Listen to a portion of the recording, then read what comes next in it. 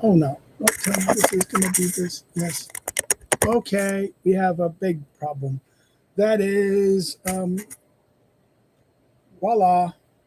It is, for some reason, this has been decided to use this camera rather than my normal camera. So, this is really annoying. Um, yeah. See, I'm looking at totally really weird now. My eyes like this.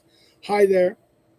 Well, there it is. We'll see what happens. We got the chat. Welcome once again to our Friday live stream. It's messing around on a Friday, it says. Yes, it's messing around on a Friday. Um, well, let's go be comfortable. And if we're going to be stuck in this situation, we might as well have some little comfort and try to get this little less mad in our situation and do it like normal people, right? Normal people. Um, so there it is. We have it right here. We're talking with you guys. Get my eye over here. I have to keep my eye a little bit over here just so that we can see what's going on. Welcome. It's now 6:01 in my time, which is noon in the U.S. Eastern Time. And this is a Friday. Yay, Friday! And I'm doing it live, unless doing it like this, because it's been kind of a busy week. The semester has ended, as I said in my last thing around the holidays. And happy for the French, happy Bastille Day, right? This is the Bastille Day, the national celebration of the French ideal, right? Of the revolution and the Republique, right? This is so happy for the frogs and French out there who celebrate that happy Bastille Day, which, by the way, it's not necessarily something good. You have never recovered from it, the French. And today, France is another state of revolution, right? The contemporary condition of France today is on the upheaval, which you have, instead of Louis the 16th, you have Macron and, and his wife, his older wife, instead of a Marie Antoinette, right? You have the neoliberal aristocracy instead of the ancien regime. You have everything that, and you have the neoliberal elites that kind of govern France, today's France, have made themselves despised and hated as much as the aristocrats of old did. So you have very much a kind of moment that there should be kind of a reflection on of what's going on in France, and maybe some reflection on it. Please let me do this. So let's talk about this and that things. You can see my Amazon book. So I have, what is it? Books. Hold on, let me go move back here. This. And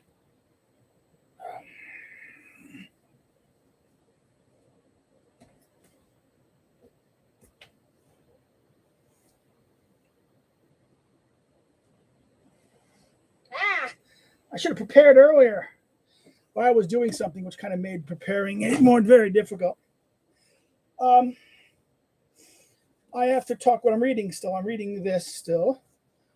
I've been kind of asked to do a review of it by some people again. I've already said things on past reviews. Another book I'm reading is again rereading it and doing something on this. I had a friend has asked me to discuss it like this. I'm going ahead of myself. What am I doing? Right? Okay. Those are some of the readings that I'm doing right now. The books I'm reading. What am I doing in terms of? I got more. I've gotten this.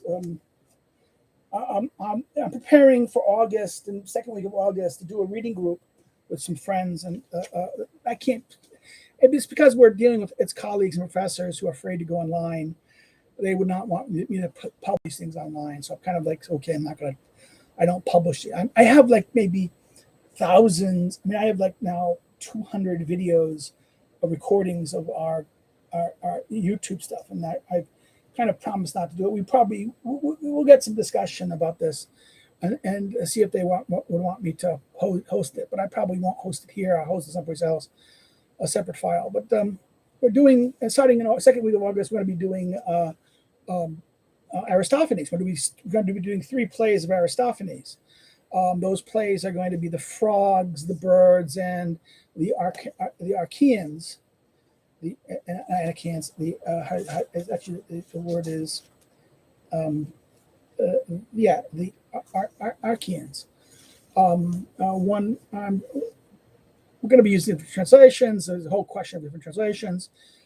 This is a current translation. I just got this dual language translated by Ian Johnson by Franum Publishers, which has both the Greek on one side and a new translation. You could use the Loeb. We could always use the Loeb, but the Loeb's English translations are kind of awkward. These are older. One of the things we're doing is we are going to be doing these 3 translations. The frogs deal with the gods. The birds kind of deal with the gods also. And last but not least, the frogs deals with the gods and the poets, right?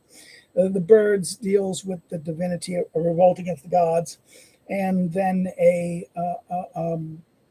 the Archaeans is dealing about the question of demagogues and democracy and like that. So that's one of the things I'm going to be doing starting probably the second week of August. What is this? If you look at my calendar here, I'll look at this thing right here. The calendar lets me do it. The first week, we probably won't be doing it, probably the second week of August, starting on the 12th, and then and go to the second week mid-September. 6 weeks we'll be doing it with 2 plays each week. That's kind of what we're going to be doing. I have to write. I'm waiting for I need to email my boss and saying, well, what's going on with the money? Have they sent to the editor the money so they can start editing my article so I can send it to a journal? It's been a week and a half, 2 weeks. I haven't heard whether they've done it or not. And I'm afraid they might go on vacation, so I have to go peasant this. From here, USA, wishing you well, my friend. Okay. Hi, Mr. Greenglass. Well, thank you for being there and doing it, saying hi. Another thing that I'm going to be doing is, I'm waiting for that to be done. So editors, it'll be like the editors will take 5 to 6 days a week before they get back to me, and then I'm going to set out the publication. And another thing I do is by end of July, I should get the chapter I owe for the conference I attended in May done.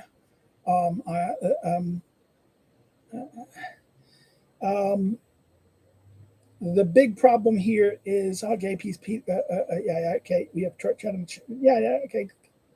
Nice to see you again. But now back to the audience in that sense. Well, what audience? One person so far. The problem we have here is my next thing I have to do is getting the chapter done. I have about 20 pages. I have to add about 5 or 6 more pages. Add a discussion about Roman versus Greek fathers and why the Greeks didn't have as much fear of rule as the Romans did because of the role of the father. And that will be something I have to add to the paper. I just have to do that like that, and then clean up some stuff, and then give it to the editor. And I hope they don't send it back to me. You need to clean this up. I have to put footnotes and all the other crap in it. So I'll get it by the end of June. I think I'm going to be going away. We're going away out of Warsaw sometime next week, probably midweek sometime. That may make things rather difficult for me to do certain things, videos and that stuff. I'm caught up a little bit, but not too much. And it might be difficult to do the videos. I can't bring this computer set. I have to bring the work laptop, and that's not really the most effective thing to try. I won't have that great video structure. We'll see what happens. But I'll be there for 2 weeks. The wife wants to go to her mother's and to go to the garden, and that means I have to do things. I have to go. I could stay here, but no, I don't want to do that. It's going to be, we need to get escape. I have escaped from Warsaw, right? That's the other thing. So that's my other thing. I have to finish my book, I'll finish the article, and maybe do an article. I do some work on my Aristotle book 6 stuff. I got some junk over there that has my notes and things. Some of the stuff over there are tied to what I have to get ready to take with me, so I can write up those chapters on the establishment of democracies and establishment of oligarchies. So I can have my rough draft of my book, my first half of the book, done. The first volume of book on regime change, not regime change, but on regimes. So that's what I'm doing. Okay, that's what I'm getting ready for the new semester. We have summer vacation coming now. We have summer vacation. We have I've done all my obligations for the university. I should maybe in September. I have some students who will probably owe me some assignments. I have about two or three students who failed and will have to retake, and I have to also probably in my other course. There's some students who that I team teach on methods. There's students who have to do this. And I have to do work in that sense. So therefore, that's the reason why my immediate course of action will be done. But I hope to do some more things with you guys in the sense of doing more videos. The future for the videos are going to be as of right now. I have 6 more Montesquieu videos to do. I have actually not 5. I have to only do part 6. So I recorded up to finished today, recording 2 videos for finishing part 5 up. Now I have 5 videos for book 27 to 31 to do a Montesquieu Spirit of Laws and finishing it up. I'm going to be. I finished already wrapping up Kojève. And I prepared to start the video recording for Schmidt. And I probably do some recording, maybe 3 chapters from, we're going to be turning to law and legality and legitimacy, his 1930 book. And therefore, we will be looking at the question of legality and legitimacy in Schmidt and doing videos. I think the schedule is for that is, I have it right here. See my little notes. I'm going to have it there 1, 2, 3, 4, 5, 6, 7, 8 videos to do for that. And I think I'll have I think I will have the Montesquieu done before whatever next. One of the things I'll start doing, as I promised, is some of the people said that I will do probably a 4-part series on basic political science methods using Van Evera. We'll talk about Van Evera, and I always wanted to do something about Van Evera. Go over the first only the 2 chapters that are really method oriented, and Van Evera not writing oriented. And I think I will do that. And that is the basic thrust of what's next. The next book I probably will do for the reading. Other than that, I don't know yet. I might want to do the ethics, Aristotle's ethics. I might not do a whole ethics. I might start, but the whole ethics might be fun to do too. So therefore, the question of the ethics. The other thing I might do is a Rousseau social contract. I have kind of a sketch. I got the master's. The guy who translated this was kind of a mentor of mine, Roger Masters. Just died recently. Died in mid-June, late June. He was elderly. He was having dementia problems. And I'm using the collected works that he edited, a version of that, and I have it on Google Books. I uploaded it in Google Books to have access to it, so I could use that edition. People say, why don't you use the other editions? I like I've always liked Master's edition, even though Scott's a little bit better. And there's the one published by the Cambridge edition by one of Strauss' students, Victor Gurevich, is maybe much more philosophically inclined. But Masters was much more politically inclined, tied to the biological aspect, not the kind of rationalistic or kind of metaphysical questions, philosophical questions that Gurevich is more interested in. So that's what some of the things what we're doing. So we're in 15 minutes now. I can talk about the books I'm going to be reading. I talked about the frogs, gonna have to start reading the frogs for reading for this. And of course, the regime change by that and Goodwin I mentioned already. These I've already read, and I'm going to be kind of reading some more again to deal with the things. But another book I'm reading. This is a new book I just got, and it came a week or so ago. This is a very good book by Robin Douglas, sorry, on the Mandeville's Fable. That is Mandeville's Fables of the Bees, and it's a very good the question called Pride, Hypocrisy, and Sociability. This book is a very it's controversial in that it's challenging it's saying it's kind of well it is basically he tries to reconstruct Mandeville's theory to show how self-centered individuals who care for their reputations and social standing above all could live peaceably together in large societies. Pride and shame are the principal motives of human behavior on this account, and with a large dose of hypocrisy and self-deception lying behind our moral practices, right? In his analysis, Douglas attends closely to the changes between the different editions of the fables, right? And considering Mandeville's arguments in light of the objections and rival accounts from the other 18th century philosophers, including Shaftesbury, Hume, and Smith, right? And draws more recent findings from social psychology, right?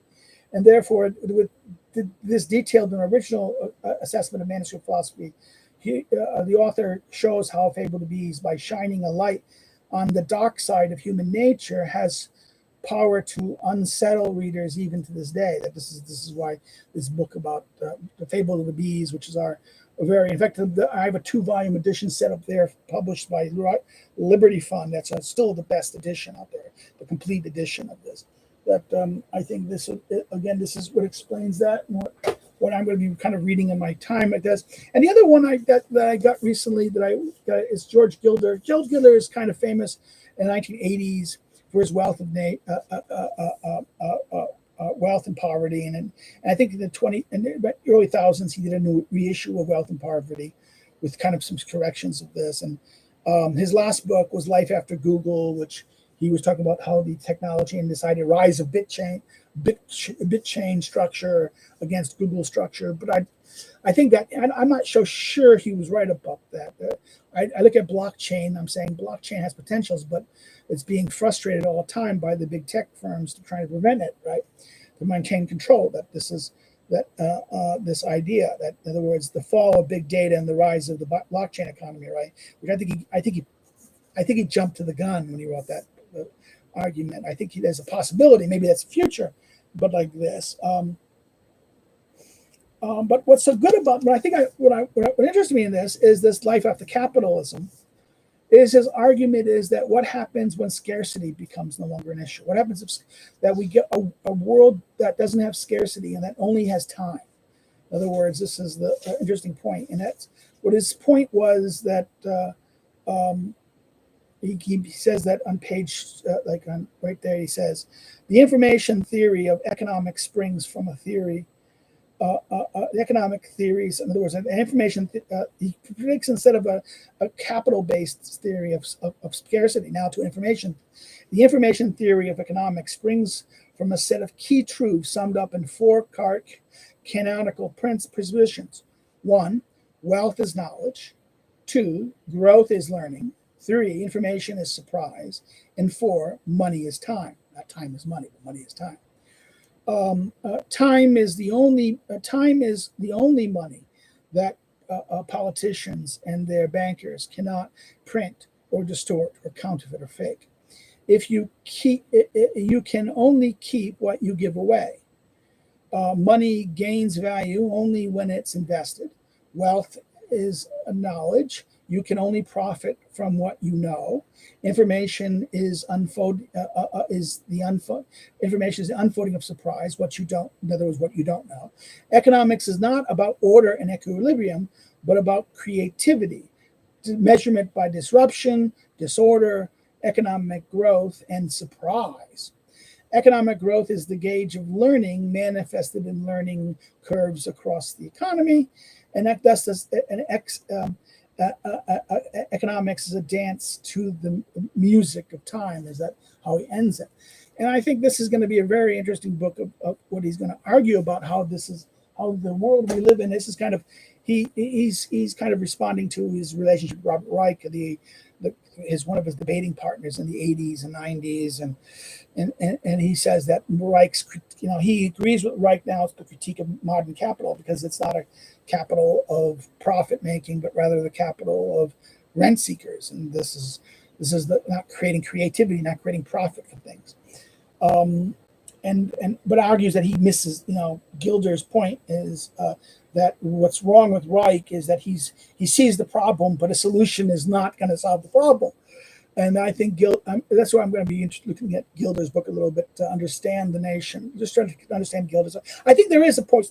I mean, this is the whole problem of the integralist critique of capitalism, and also what we see at things like American Affairs, which is kind of led by the so-called a lot of integralists, the post-liberals, who want to recover the so-called mercantilist or kind of this. This is the same thing with my problem with Alasdair MacIntyre.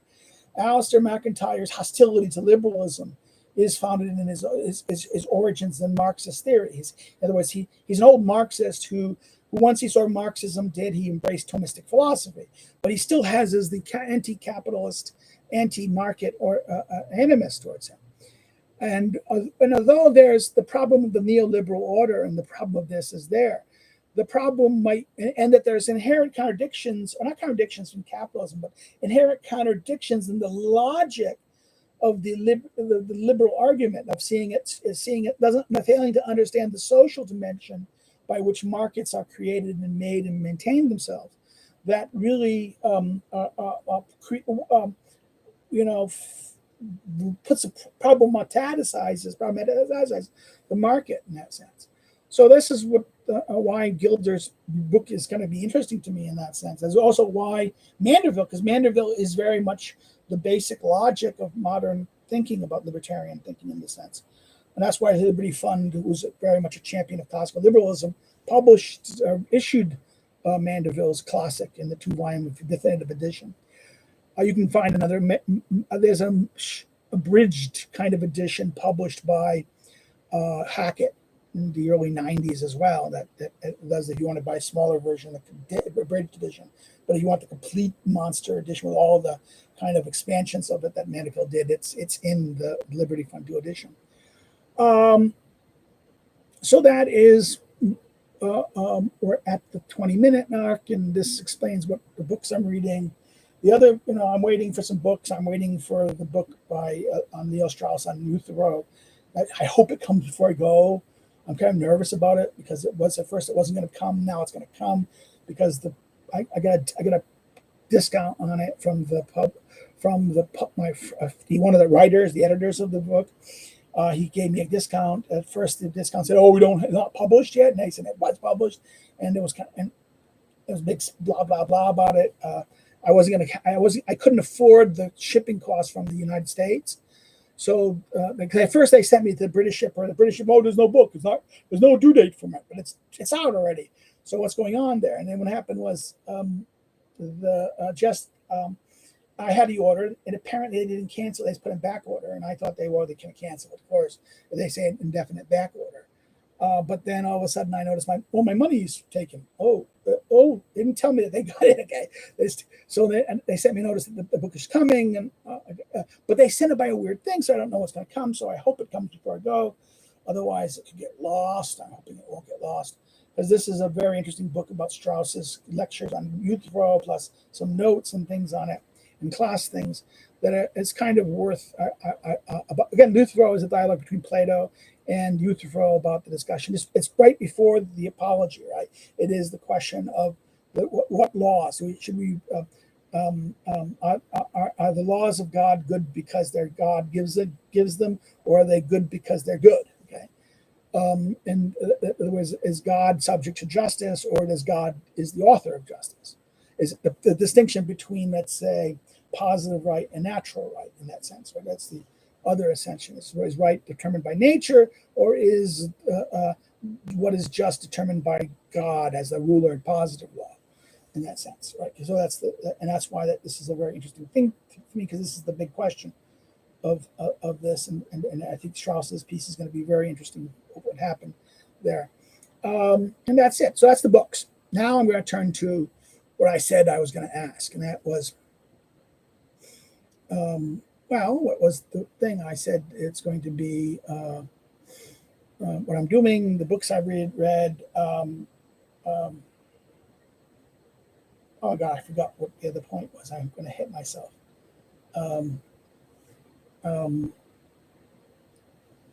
It is that neocons, hawks, and the like. Someone sent me a message onto one of the messages and asked about, well, I liked what you said, but can you explain some more about the neocons versus the hawks? So that's something I said in one of the live streams about the difference between neocons and hawks, and that we have a tendency to think all hawks are neocons. And what is the difference? What distinguishes a neocon from a hawk in that sense? Well, what a hawk means? A hawk usually means someone who favors hawk and dove. This is referring to those who emphasize the need for military things and security things and purposes of war. And the dove prefers to prefer things of peace and against the nature of warfare. That's the tradition. This is the kind of metaphor, the doves and the hawks.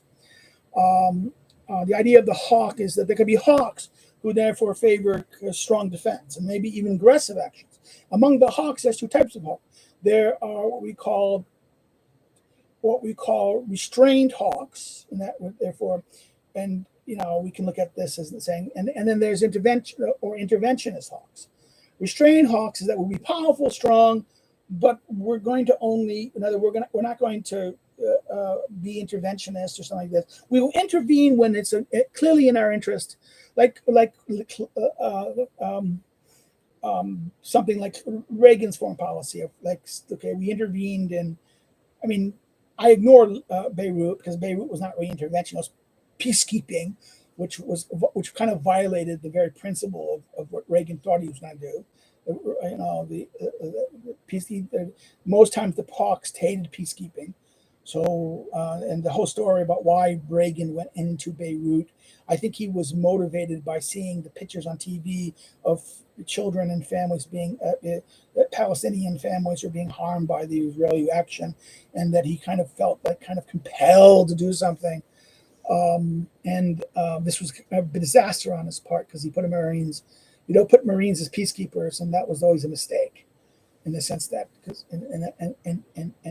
but then again, Reagan's other thing is his intervention in what do you call that? Grenada, right? Grenada, where a revolution happened, a communist coup takeover, sponsored in one of the British controlled islands.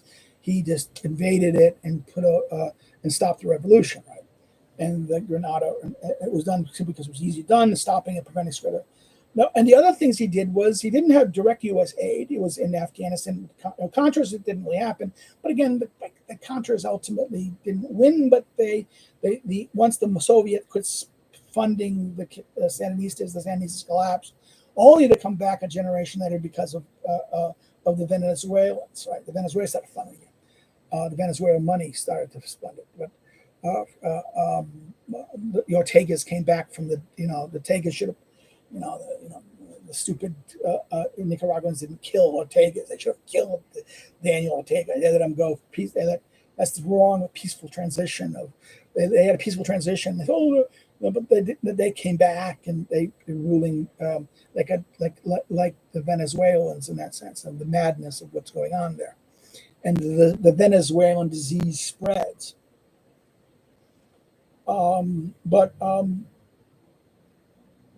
Hawks are those who are either this idea of that we're going to spend on defense. We will be aggressive in the sense that we will protect our interests with military might and economic might, that we will aggressively protect our interests. We will strongly do it, but not necessary intervention. If we're going to intervene, we'll intervene indirectly versus directly. Okay. We'll intervene through arming rebels and things like this rather than actively intervening and sending troops. The interventionists wanted, in fact, the interventionism is always more of a liberal position. This is why it's interesting in the sense that the armed intervention of U.S. military forces was something that the liberals always wanted, the progressives always wanted, to protect human rights, to develop it. It was a very progressive idea. And this is, we can look at George W. Bush's, and actually I would even argue it is not George W. Bush, it was Blair. I think we should always understand, we should see go look at Blair's record in the whole Kosovo incident. And there's a very good movie about this called The Special Relationship. It's one of the videos in the Blair trilogy with the same actor playing Blair in all three. It was in The Queen, and then The Deal, which about the deal between Blair and Brown, about the leadership of the thing, and then lastly the Special Relationship, about the relationship between Blair and Clinton. Okay, this and how Blair ultimately, they relate, they see each other as allies, but then Blair turns on him and becomes much more aggressive. He becomes an interventionist. He advocates. You can see in the Blair of Kosovo that he wanted to use forces, and because he was a prince without the British. He gutted the British military, and the British military was in no condition to be a leader to intervene. He needed NATO to do it, and by definition, therefore, needed America to do it. He was quite willing to use Americans to do this, and one could say maybe because Bush was such a weak person, that Blair was able to influence Bush. Now, it's not that it was the traditional view of someone like everyone about the NeoCons and things like this, is that they understand that it was Bush who corrupted Blair, and that Blair was just Bush's poodle. Wrong. If anything, it was Blair was the senior person. It was Blair's neoliberal agenda, third way agenda about this, and who saw this, and was actually much more aggressive than he embraced the third way of Clinton on economic and social matters, like the idea that let's use the market, let's not fight the market, let's use the market to achieve social justice. Right, the logic of third way. But what Blair did was however, was an interventionist, a social liberal who hated despotic regimes and wanted to overturn them. It was kind of like a Woodrow Wilson on steroids, right? And this is the problem of this. Why did the neocons go on to this? Is this the neocon agenda? And if you want to understand what the early neocons were, so this is not necessarily a hawk. See, the hawks were not the ones who wanted to, if you look at all the hawks on the right, and this is where someone like Bolton is a hawk. He does not believe in intervention. But once you intervene, you win. Okay, that's the Bolton position. That's the people, the hawks. That's even Rumsfeld. Rumsfeld and these guys are not going to, Rumsfeld didn't want to micromanage Iraq. He wanted to Rumsfeld and gang wanted to hand over Iraq to the exiles, the political exiles who could become the next prince. I don't care if they're corrupt. I don't care if I'm not there to bring up democracy. It was the State Department and the rah-rah neoliberal kind of / democracy crowd tied to the endowment for democracy. And some of these some are children of the neocons, the original neocons. Not to talk about that. Who are the neocons? But to call someone like Rumsfeld or someone, even Cheney, a neocon. Now, there are certain areas where their interests kind of intersected. Cheney is a post-Nixon, a Nixon era, like Rumsfeld, a hawk, powers hawk, presidential power hawk. Neocons weren't necessarily, they turned to presidential power only coincidentally, accidentally, in that sense. They didn't necessarily like that. They were, in fact, this is the idea, that in many ways, they only adapted the hawkish, like the presidentialist position of someone like, again, Nixon. Nixon was a perfect example of this. This is presidentialist. This is the Republican Party of the presidency, rather. And remember, that was the only case. Republicans thought they could only win the presidency. Up until the idea was in the 1960s, 1970s, 1980s, 60s, 70s, and 80s. There was this idea that the Republicans were a permanent minority and never going to be a majority party again, particularly in the House of Representatives. They could win the Senate by an accident, some kind of fluke of certain regions having more states from that, they get enough senators and they can get in. They can maybe get control of the Senate, but that's the best they can get. That the House of Representatives was always going to be Democratic. Now, the events of 1990s changed that view, broke it, made it and flipped it. In fact, in many ways, flipped it.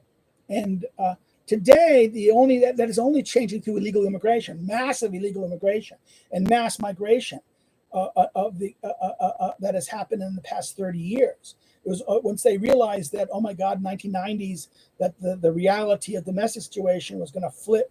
Republicans were going to win it. They needed to flood the country, particularly those red states like California. Remember, California in the 80s was Republican. Southwest was Republican. So by flooding the South and the Southwest with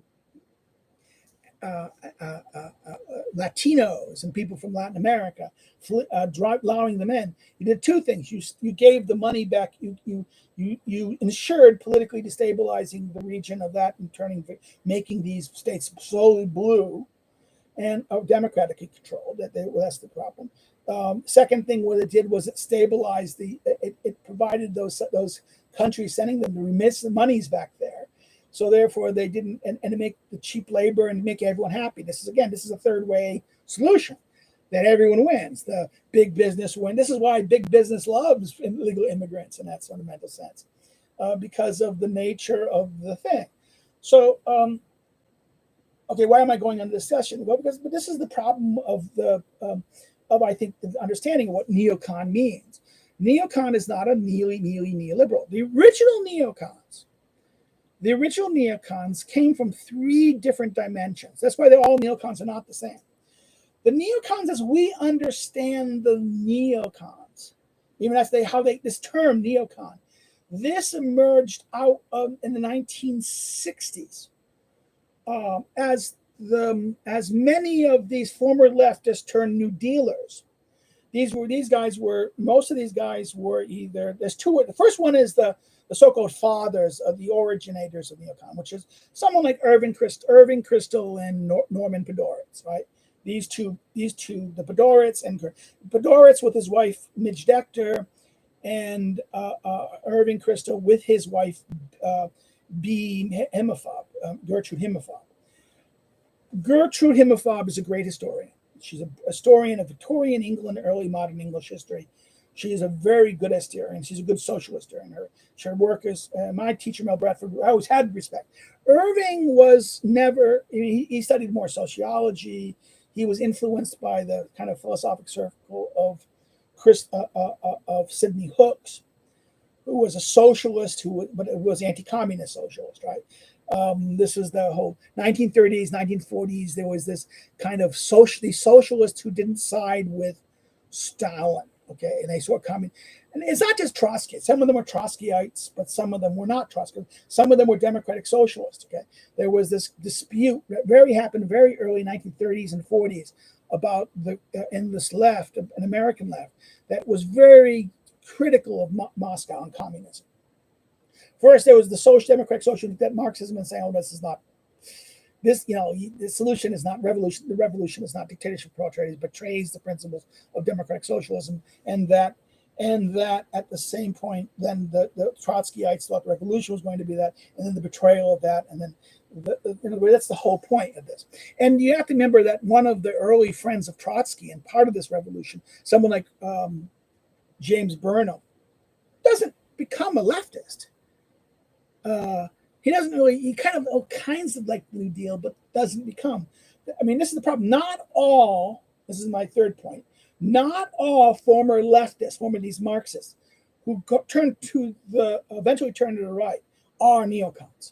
I would not call James Burnham a neocon. I wouldn't even call Wilmer Kendall, whose father was a progressive minister, and was a supporter of the kind of socialist identities while he was at Oxford, and maybe even had sympathies to the Republican cause in Spain. Um, but he became an anti-communist. A lot of these members of the communists, of former communists and former leftists, broke with them in the 30s or early 30s and maybe 40s, and then saw the threat, that communism threat to the West and the democracy, and became anti-communist. Okay, the neocons weren't necessarily on the right anti-communist in that sense right away. They were just anti-Mark Lenin, anti-Stalin. They kind of remained socialists, or at least New Deal. They became friends of the New Deal and became friends with the Democrats, and they stayed Democrats. Kendall and Yang, well, yes, Kendall may have voted in 1965 for not for Goldwater, but for Johnson, but that's a different story because he saw Goldwater as irresponsible in that sense and destabilizing. So this is interesting that it wasn't that he was a liberal Democrat. It was that he saw Goldwater as a irresponsible actor. But then, if he'd lived longer, he might have seen that Johnson was even more ultimately, more irresponsible in a sense than that. There's questions, but I think Goldwater himself was a problematic creature for the Republicans in that sense. Remember, Goldwater will turn.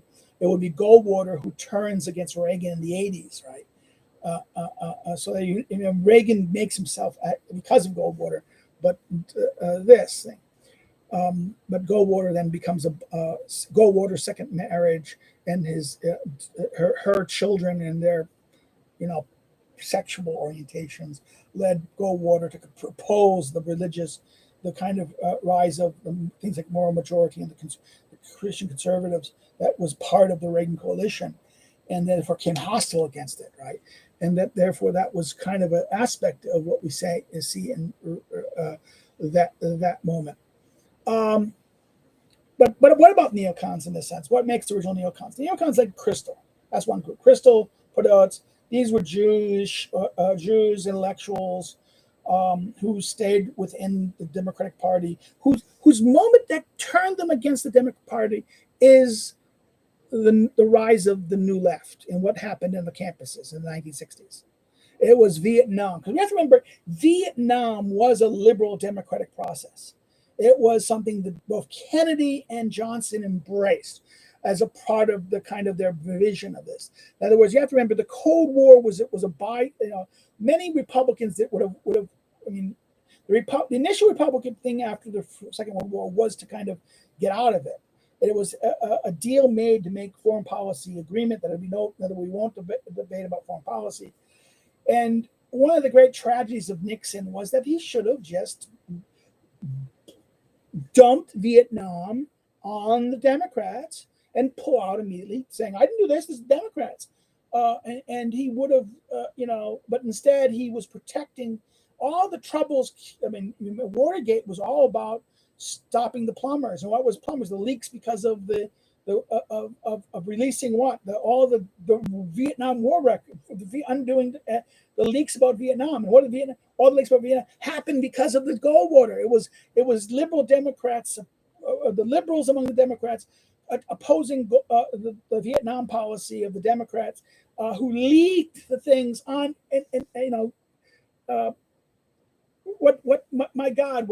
what Nixon should have done.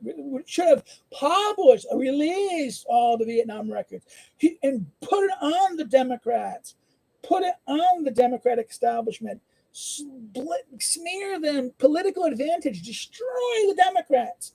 But instead, he used presidential powers to protect the presidential executive in order to cover up and protect the Democratic Vietnam policy, which then basically gets him impeached, about to be impeached, and force him out of office. and put into power the very irresponsible people. The anti-war Democrats then seized control of the Congress in 74 and make it ungovernable. And this is the Reform Congress, right? The so-called Reform made it even more ungovernable. And all the old Southern Democrats who controlled all the key positions were kicked out of office, and the radicals and the progressives get control over all the subcommittees and change the nature of the Congress. So, the old Democratic New Deal Congress died, and after 1974, the radical left, we call, as Gene Kirkpatrick would call, the San Francisco Democrats. And this is the whole point.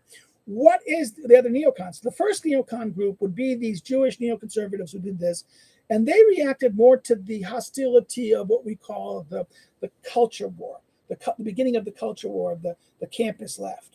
And for them, these Jews, when hearing the voices of the Black Panthers and the SDS and these things, their nightmares of 1930s Germany hit them, and they saw that what was going on in the 1960s by the left was following the same path that the Nazis took, and they feared it. They said, "Oh my God, this is like the rise of the new brown shirts, but they're socialist brown shirts. But my God!" So this is what led many of them to kind of like abandon the Democrat, particularly when the Democratic Party got control. Most of the Jewish neocons sided with the so-called these Cold War liberals. Tied with Kennedy administration. Kennedy was a Cold War liberal. Remember that. Remember, Kennedy wins not by promising cuts, but missile gap. That was the missile gap. He won by attacking the Eisenhower-Nixon administration allowed the Russians to have more missiles, and therefore the missile gap, and therefore, my God, we must catch up with the rearming and bear any price, bear any burdens. That famous inauguration speech, which was very much, but he was hollow. This is the problem with Kennedy. He promised more he could choose. But then what happened was, remember Johnson's policy. Who does Johnson pick as his vice president? Herbert Humphrey.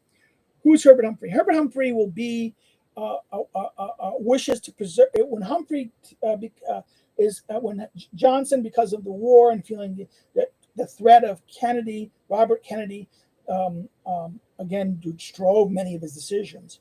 The ghost of Kennedy was driving poor Johnson to more bad decisions than anything else.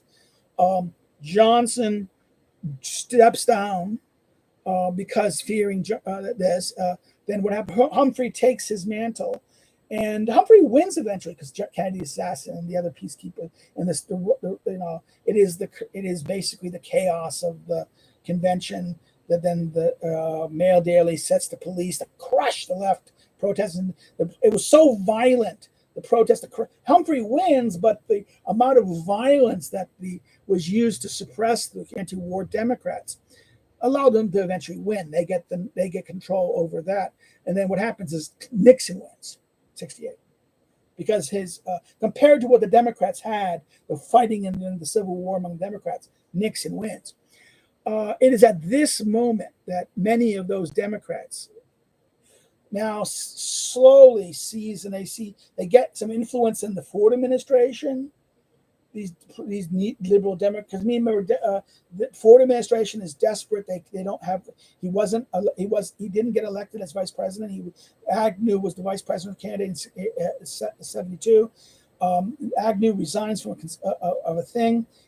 Ford who was a congressman, becomes vice president, and then when Nixon resigns, Ford becomes president. First, completely unelected president of the United States. Ford, constantly trying to get legitimacy from a hostile Congress, often recruits some former Democrats.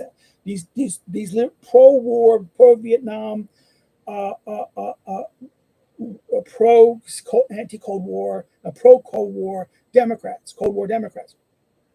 One of the leading Democrats is a guy named from Washington, named Scoop, not his name, was called Scoop Jackson.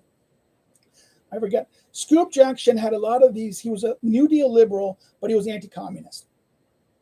And he concerned himself with human rights and the concern of this is where the concern for human rights. Scoop Jackson and the Jackson Vannet Amendment put because this is the whole issue of Helsinki Accords in 1977.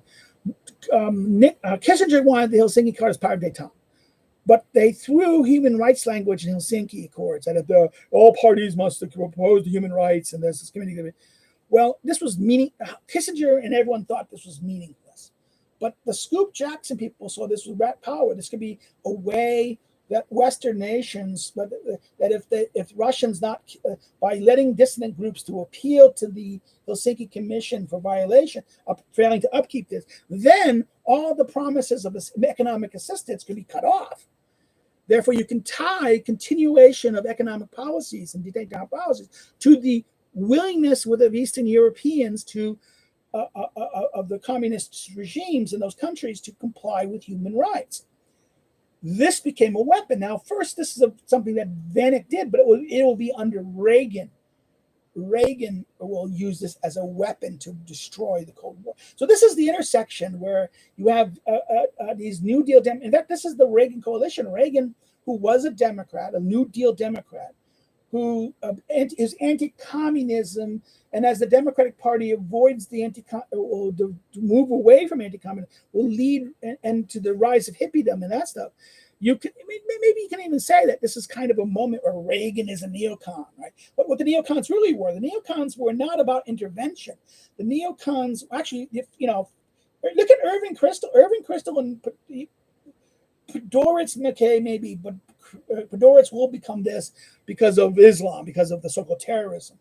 But Jeane Kirkpatrick, this is again one of the people who led was very much tied to Scoop Jackson wing. Jeane Kirkpatrick had no fantasies about bringing democracies anywhere. Neither did Irving Kristol. Neither of these guys were, let's spread democracy everywhere. No, if you look at Irving Kristol, Jeane Kirkpatrick, and some of the other so-called these neocons, the early origins of the neocons, they might mind it. They had a lot more in common with the Hawks. They weren't interventionists. They didn't believe in intervention and that stuff, but they were willing to use left tools like the human rights. They didn't believe in spreading human rights everywhere and revolutions, but they would use the weapon, the vague language of human rights as a means to coerce the Soviets to change things. So this is where the intersect, where human rights becomes a kind of useful tool, but the Reagan administration used to cut off, use it the means to kind of control Soviet behavior. For their violations of human rights, we could then cut off the money under the promises of this. Their capital access, the Russians' easy access to capital will be cut off. At the same time, we're going to be spending more money, forcing them to keep up with our economic military things. We're going to ignore, basically throw out the détente as the principle and SALT and other things like this, and rather rearm, forcing, and also new technologies, computer technologies, and these things that the Russians that they could only get these technologies by their spy networks and the KGB. They were not innovators. They did not innovate. They just copied in this sense. And therefore, the Russians themselves knew they could not compete with the Americans on things like computers and missile defense. So therefore, they were hoping to negotiate these out. But once Reagan refused to negotiate it, then the ball was broken. This forced Gorbachev to, liberalize, and that meant this end of the Soviet Union. Glasnost, perestroika, and glasnost, both of these principles ultimately collapsed the Soviet state. Voila, the Cold War was won by the West in a sense, by the Russians collapsing under the weight of the economic, the military, industrial, economic progress and threats of these things. And at the same time as the waging a proxy war against them elsewhere, and particularly in Vietnam, not Vietnam, but in Afghanistan, right? And using the human rights power to being able to cut off all money, Western monies, and access and development things. So this is the nature. So the first neocons are not necessarily these champions.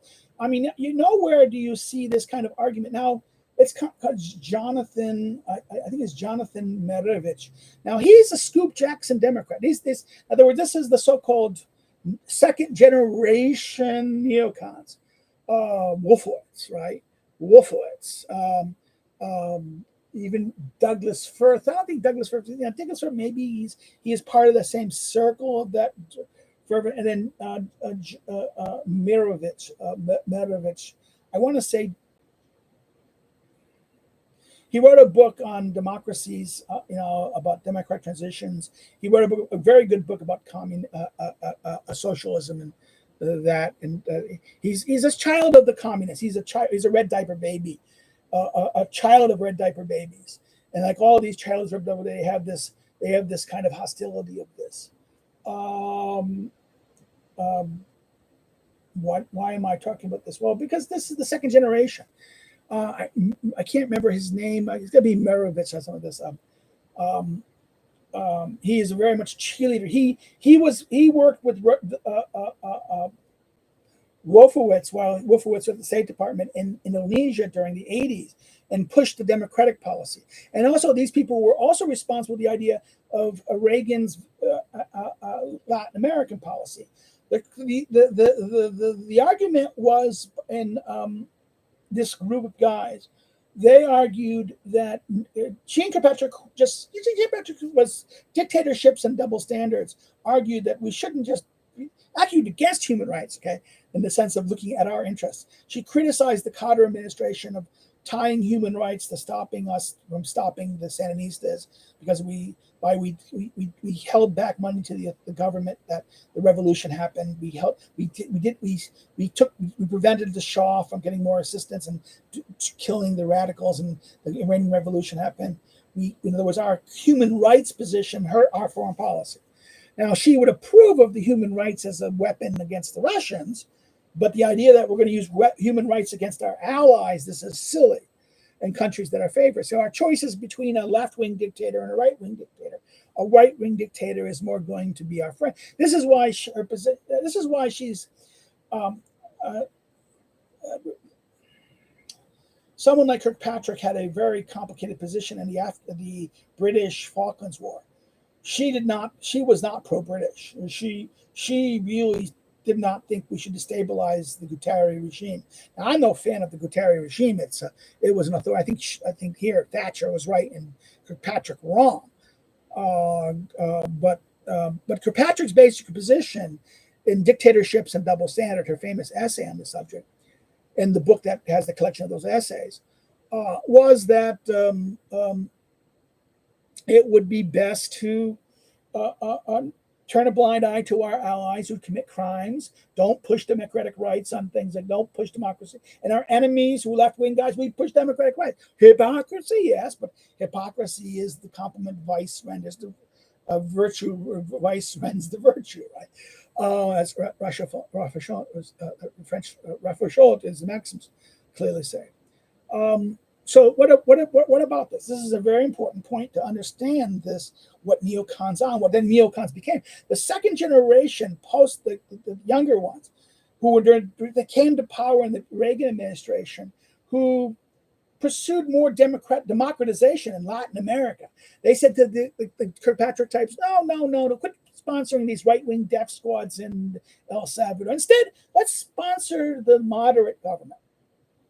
Let's sponsor the moderate democratic government. Yes, he's a little socialist, but this is the same argument that these group guys even argued in. Let the Greek socialists win in Greece and prevent it from going communist. In other words, don't back the ultra right wing government. Support the moderates, the moderate left, and it lately the same principle was that if you just put yourself at the extreme right, then what's going to happen is that the left will win and will go into the Soviet sector. Let's not do this. Let's not focus of this. And therefore, this was kind of a policy with the Pan-Hellenic League and things like that. The CIA's operation in Pan-Hellenic. Again, this group here had an influence in the CIA first, and the State Department and CIA sections. Then, because the CIA and the State Department always had a kind of incestual relationship, following the relationship between SIS and the foreign ministry. whereas the Home Office has the MI5, right? The American situation has that same thing. The Army, the military has their DIA, okay, and the NSA.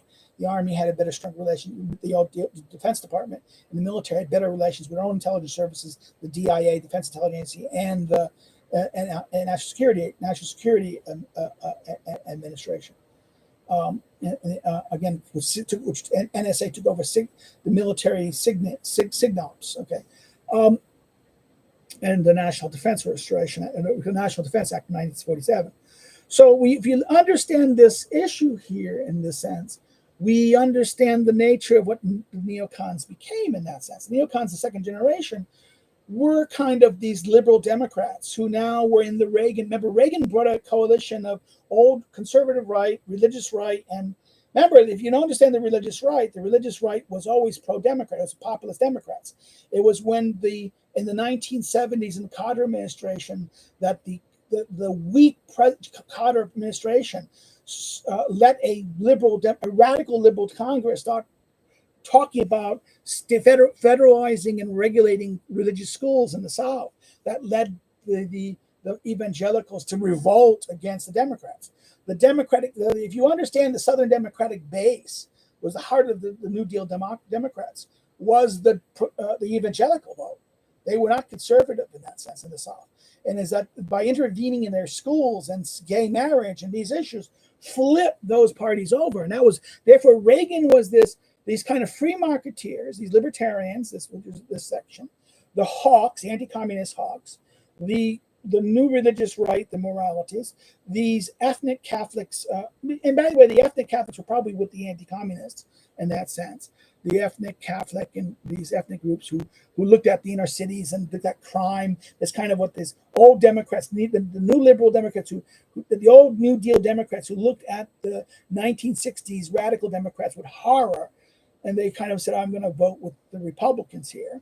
They started with they voted Nixon in 68. They voted Carter versus Kennedy in 76 and regretted it and voted Reagan in 80.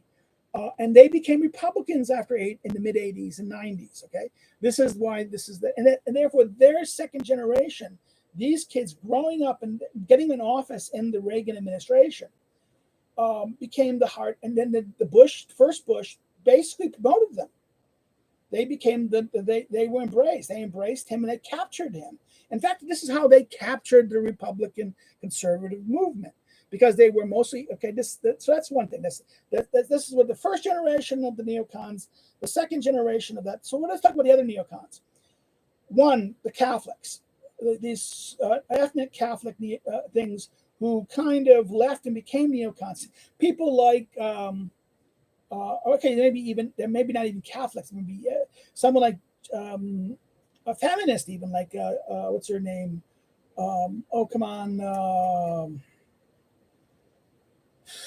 I'm gonna blank here now. I know it is. It's during the end of her life. She wrote a book on sovereignty.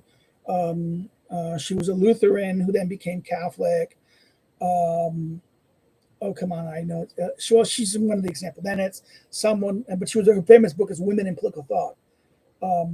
A very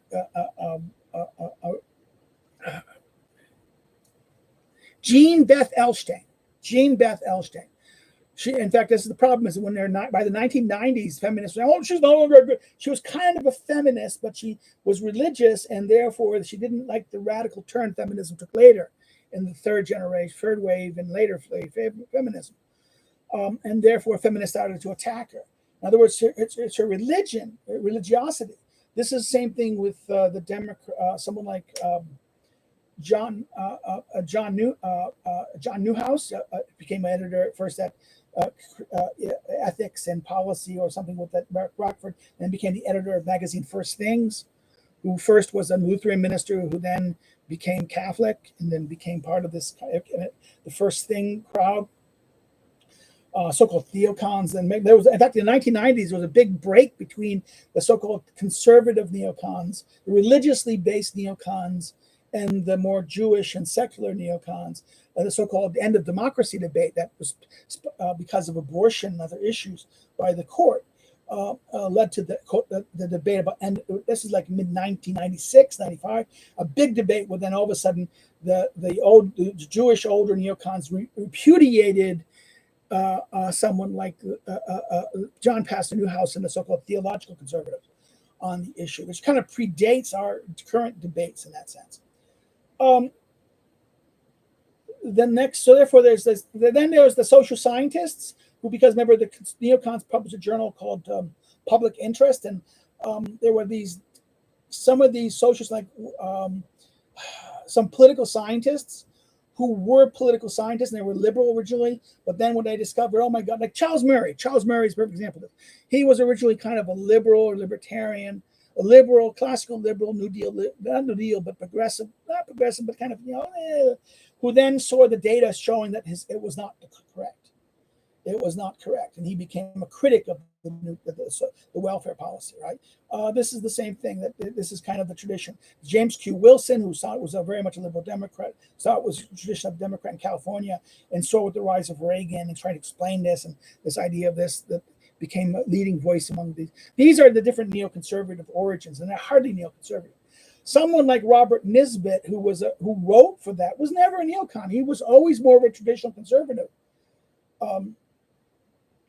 But we would call, because he wrote with them, we would consider him a neo, because he talked about society, sociology, and these things that the neocons also did. They would call, people tend to see him as a neocon, but he was never. He was with Russell Kirk, more traditional thing. So therefore, there were some intersects. The problem with the so-called problem with Russell Kirk and the neocons was Russell Kirk criticized the Israeli form, the agenda of serving American interests against Israel. Oh my God! Then all of a sudden, all the Jewish neocons and their friends, their allies on that group. Another neocon, person we could consider neocon, but kind of followed the Jewish neoconservatives was the Robert Bork, who was the great hope of judicial power, who was basically prevented. There became a word to bork somebody to prevent them getting office, getting a nomination or getting something, to bork them. Right, it became a verb. Right, how the name of a man became a verb.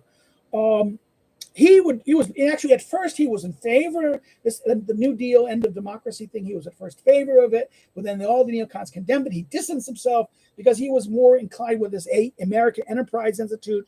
What was originally kind of a general policy, kind of an economic policy, became the kind of cause center of the so-called neocon.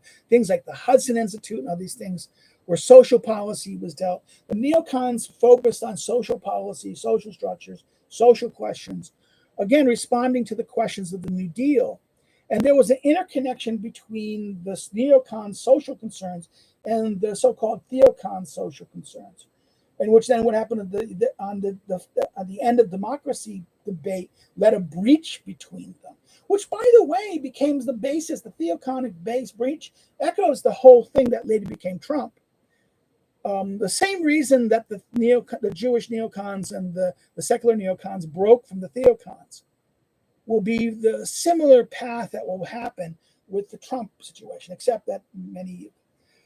So what is neocons? The second generation neocon was more the children of the neocon fathers and mothers who were more chotes. They were more democracy oriented. They were more neoliberal. They were more happy, sympathetic with neoliberal agendas. And therefore, this is what the problem of this was. This is why calling neocons, everyone neocon, is a very deceptive thing. Neocons, like Bill Kristol and Irving Kristol, are completely opposite each other. Completely, and so isn't even someone like Norman Podhoretz, who was far more on against fighting Islam and waging war. He was a W. Bush, and therefore he and Irving was much more resident. Norman was for jihad, fighting jihad with jihad, right? We call it the Third World War. Okay, right.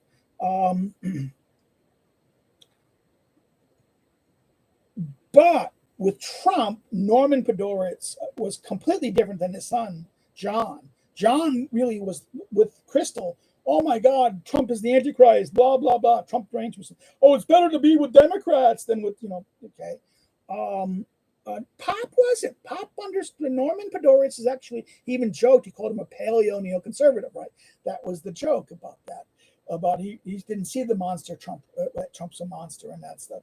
In fact, Podhoretz, older Podhoretz, was kind of more critical of Podhoretz of the Bush era, because he kind of think, oh yeah, maybe I did oversell. Islam must be fought against and like this. But Trump, but Trump is also right. Trump was, So therefore, you see kind of a pragmatism in both Irving and Norman Podhoretz that you don't have in their sons. Their children are more ideological, and this is also someone like this is the thing. This is the so-called, what I call the second generation neocons, are more ideological. They're more demanding that they can do it. They don't like compromise. They're not going to do it. They become democracy stake, and this is what the problem of that movement becomes in this sense. And therefore, this is why I'm going to just end on this point now. What about the other ones? Okay, but the other ones, they don't produce any children. They don't. The other neocons, so-called neoconservative sources, the Catholic ones, they ultimately all leave for the religious ones, the neocons and the neoliberals. The second one is that after the Gene Kirkpatricks and those guys, if they stay secular, they will. Their children, their children stay with the liberal Democrats.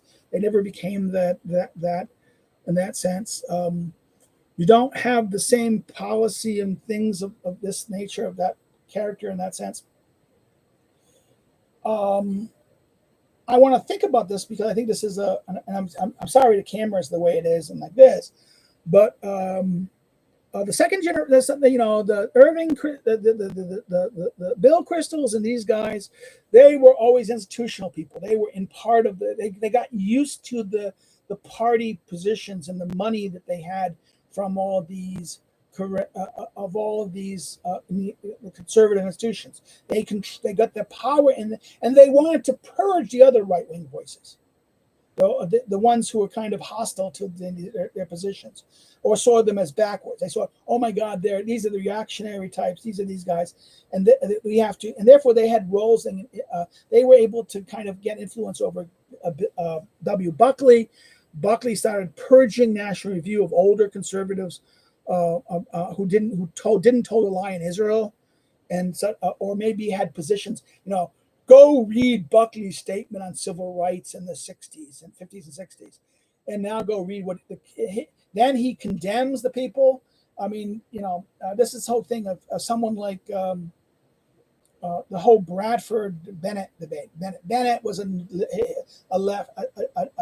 New Deal Democrat, not a New Deal, but a Democrat, a progressive Democrat, but was kind of like, with the neocons in that sense. And he was the neocon darling in that sense. But so Bradford didn't get the NEH job, but Bennett does. Bennett, who's a drunk COD player. But then Bennett also, in the Trump situation, he was much better. Bennett had much better judgment with Trump because of, I think, of his fall and his corruption, this thing, than either John Podhoretz or Bill Kristol. This is that weird aspects of sometimes neocons are not always consistently on that. They're not just one giant clique. It's a more complicated picture, and that the second generation and third generation, I would put what's his Goldberg, Jonah Goldberg. Again, this is tied, and Jonah's parents were these kind of the so-called these kind of Jewish conservatives. In that sense, I maybe wrong to say Jewish, but because you see the name and I thought, maybe he's just. But Jonah got the editorship of the online magazine, and Jonah has this liberal kind of purely neoliberal economics. They all bought neoliberal. In fact, this is funny that the neocons in the 80s were much less pro-market than after in the thousands. Okay. They became more pro-market after 1000. So therefore, this was the funny part. So there was this kind of younger generation, which were more pro-market than the early neocons, the first and even second generation. French, David French, I think I can't remember the first name. French at the National Review. French, one of the writers that came up there. All these writers, these guys. I mean, I don't really consider the French a neocon. He has no. He's just a part of Con Inc. now. I think this is the problem: is we have to distinguish between the neocons and the successors, and the creation of this post-1990 conservative movement, which was shaped by the second generation neocons and their success and their allies, and how they captured the establishment of conservative institutions. And following the kind of same way the left took over the other institutions, right? They did this. And therefore, there is this kind of phoniness of it. And why the populist movement of the Trump era was kind of rebellion against this institutional takeover by these people who don't, that kind of say one thing and then govern another way. They say one thing during the election and they operate the other way. This happens both in Democrats. Democrats, they primary to the left and run to the right. Republicans primary to the right and run to the left. So therefore, and govern to the left in that sense.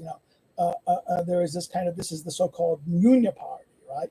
So this is where we're going to end. We're over our time here.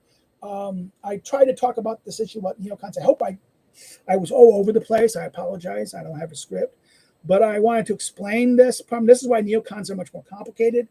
If I look at, I have more respect for the early neocons than I do for the later second and third generation ones. They're completely off the mark, and I think this is the whole understanding of what is to be understood here in this, and why Irving and Podhoretz would not agree with their chuns on their position on Trump and other issues. Irving would not have been a favor of intervention. If you look at the early Irving Kristol, he's very critical of military intervention as a means to, or spreading democracy as a means to work. And this is the failure of the new, in other words, Vietnam. Vietnam was about winning hearts and minds, political economic modeling in that sense. It was the failure of it was a liberal policy of political development through building economics, right? Liberal model. Bringing the New Deal to Vietnam.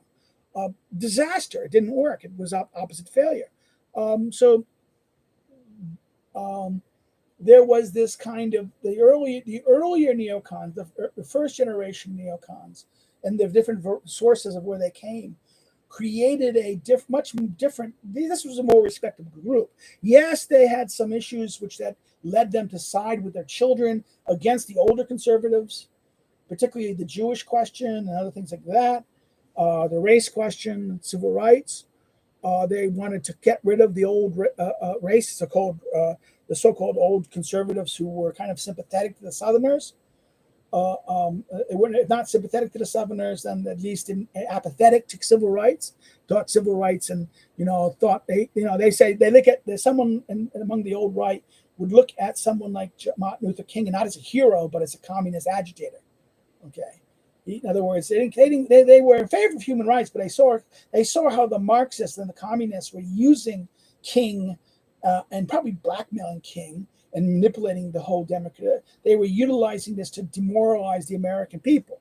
They were using civil rights and these things as a demoralization weapon. Whereas the neocons, oh my God, people don't like it. We won't win elections, so therefore let's abandon it.